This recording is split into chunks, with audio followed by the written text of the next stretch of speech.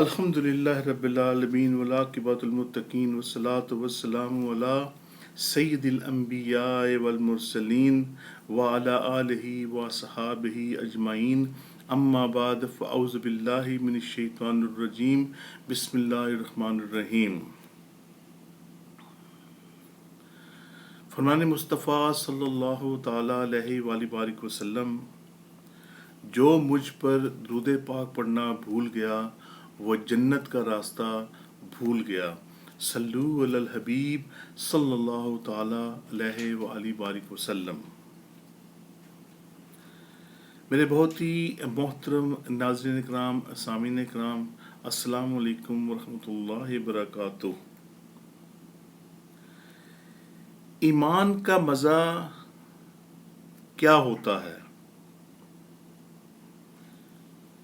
ایمان کا مزہ کسے کہتے ہیں؟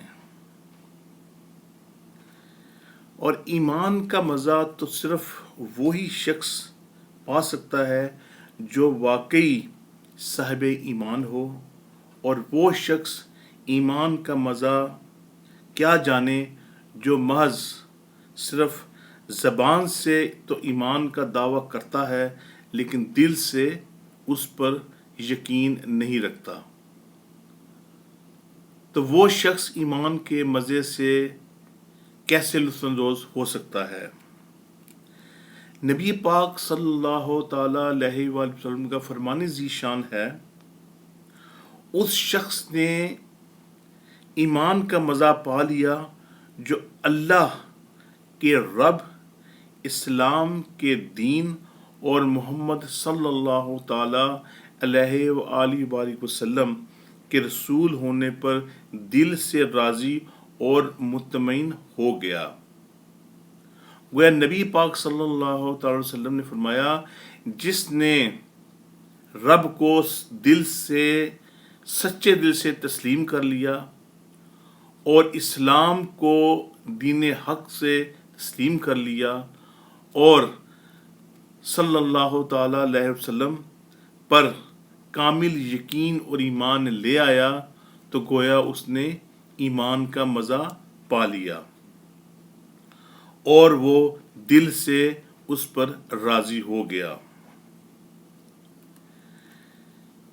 ایمان کا مزہ اس نے پایا جس نے اللہ کو اپنا رب مانا اور دل کی گہرائیوں سے اس طرح مانا کہ اس کا دل اللہ کو رب ماننے پر راضی اور مطمئن ہو گیا۔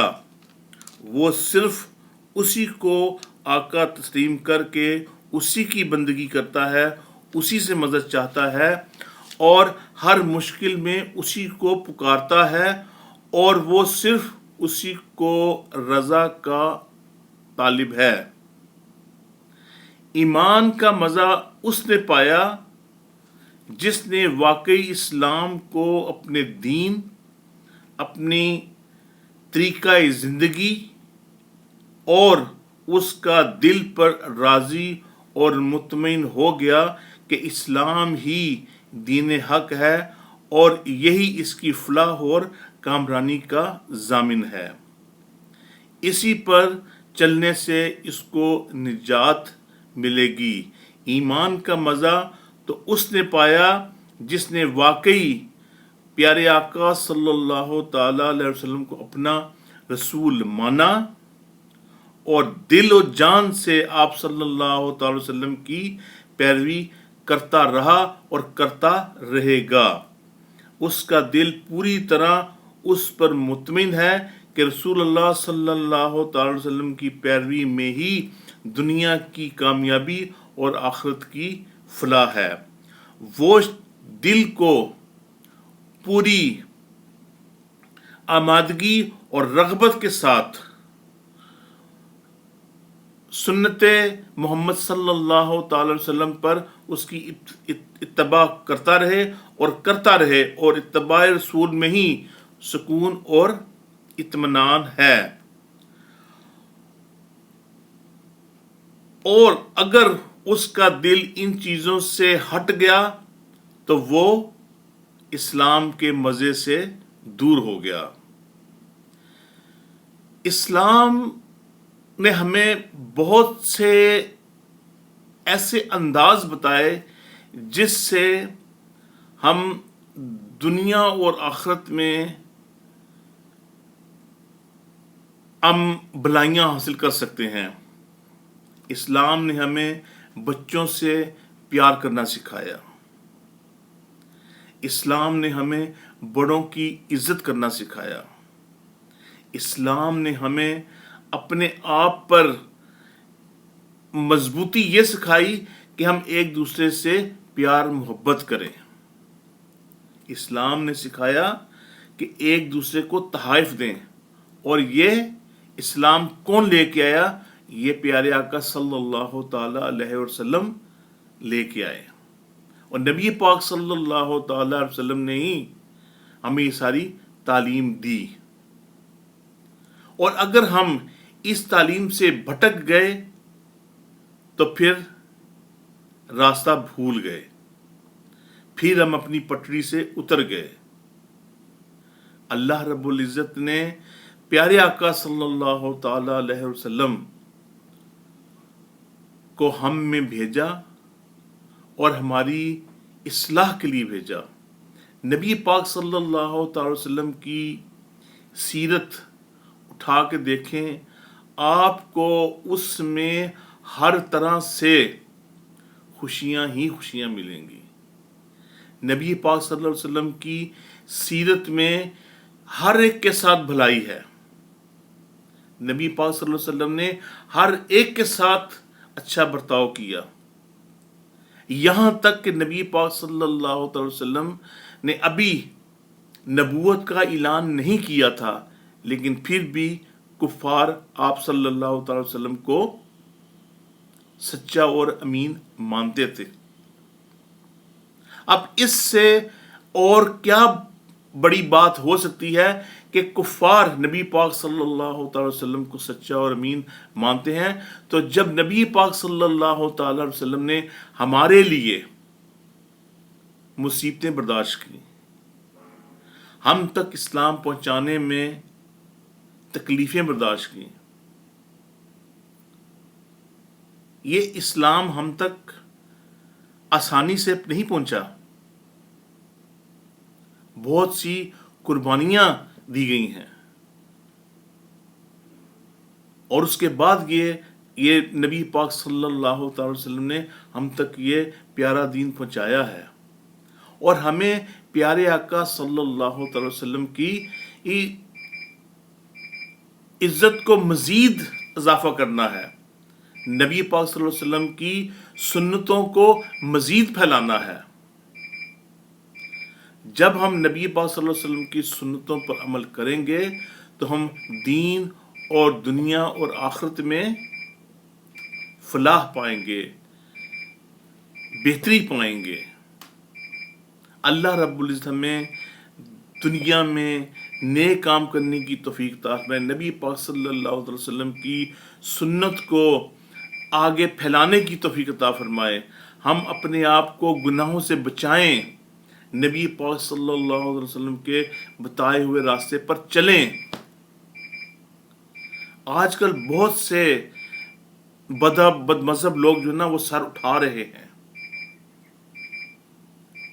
پیارے آقا صلی اللہ علیہ وسلم کی سنتوں کا پرچار کرنے سے روک رہے ہیں۔ بہت سے آپ نے ایسے لوگ دیکھے ہوں گے جو دیکھنے میں تو اپنے آپ کو سچا مسلمان کہتے ہیں، لیکن ان کے عقیدے میں فرق ہے۔ اللہ رب العزت کو اپنے عقیدے پر قائم رہنے والا بنا دے، ہمیں سچا مسلمان بنا دے، ہمیں گناہوں سے دور فرما دے۔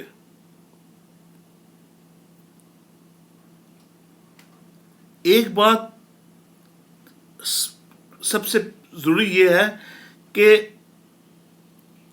اچھی بات کے لیے تو کوئی آپ کو یہ نہیں کہے گا کہ یہ اچھی بات ہے یہ کرو، لیکن اگر کوئی زور دیا جائے گا تو اسی بات پر دیا جائے گا کہ یہ بات بری ہے، اس کو نہ کرو، اس سے دور رہو۔ آپ کو کوئی یہ نہیں کہے گا کہ اچھی بات سے دور ہو جاؤ، نہیں، जो कोई भी अच्छा मुखलिस इंसान होगा, आपका दोस्त होगा, आपका मेहरबान होगा, आपका अच्छे लोग होंगे, तो वो आपको बुराई से ही रोकेंगे। लेकिन बाज लोग ऐसे भी होते हैं जो उन चीज़ों से भी रोकते हैं जो हमें करनी है। अब जैसे ये भी देख लीजिए कि आजकल हम मिलाद मना रहे हैं, तो बाज लोग पूछते हैं कि मिलाद क्या है, मिलाद क्यों मनाया जाता है, मिलाद किस लिए मनाते हैं, कहाँ लिखा है। तो भाई मुझे ये बताएं कि सबसे पहले कि आप मुझे ये बताएं कि कहाँ लिखा है कि मिलाद ना मनाएं। मिलाद तो डे 1 से मनाया जा रहा है। हजरत मूसा अलैहिस्सलाम का मिलाद हुआ, हजरत आदम अलैहिस्सलाम का मिलाद हुआ। मिलाद है ना। हजरत आदम अलैहिस्सलाम को जब अल्लाह रब्बुल इज़्ज़त ने अपना नायब बना के भेजा, तो फरिश्तों से कहा कि मेरे इस नायब को सजदा करो, तो वो मिलाद ही है ना, जिसमें शैतान ने इनकार किया तो वो काफिर हो गया, वो मुर्तद हो गया। किन की चीजों से हम जुटलाएंगे? नबी पाक सल्लल्लाहु अलैहि वसल्लम की पैदाइश हुई, अबू लहब, आप सल्लल्लाहु अलैहि वसल्लम के चचा,